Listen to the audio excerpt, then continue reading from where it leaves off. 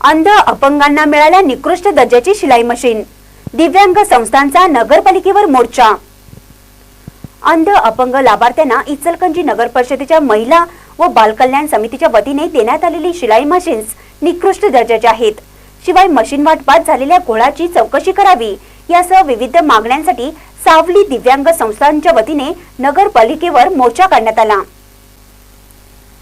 इचलकरंजी नगरपालिकेच्या वतीने महिला व बालकल्याण समितीच्या माध्यमातून दरवर्षी अंध अपंग लाभार्थ्यांना 3% राखीव निधीतून विविध लाभ दिले जातात। त्या अनुषंगाने 65 लाभार्थ्यांना गतवर्षी शिलाई मशीन देण्यात आली होती, पण शिलाई मशीन 2 प्रकारची आणि निकृष्ट असल्याने नगरपालिकेने परत घ्यावीत, तसेच अर्ज करूनही पात्र लाभार्थ्यांना लाभ मिळाला नसल्याने त्याची चौकशी करावी या मागण्यांसाठी सावली दिव्यांग संस्थांच्या नेतृत्वाखाली अंध व अपंगांनी नगरपालिकेवर मोर्चा काढला। प्रारंभी आंदोलकांनी अतिरिक्त मुख्याधिकारी डॉक्टर पवन म्हेत्रे यांची त्यांनी भेट घेतली, मात्र त्यांच्याशी झालेल्या चर्चेतून समाधान झाले नाही। त्यामुळे आंदोलकांनी मुख्याधिकारी डॉक्टर प्रशांत रसाळ यांना भेटून त्यांच्या दालनात ठिय्या मारला।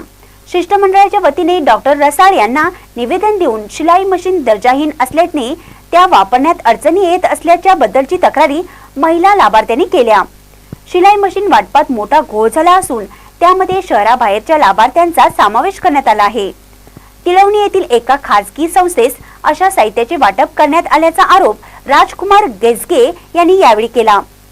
कर्ण यंत्रासाठी 36 जणांनी अर्ज दिले होते, मात्र एकालाही श्रवण यंत्र मिळालेले नसून या सर्व प्रकारची चौकशी करावी अशी मागणीही त्यांनी केली।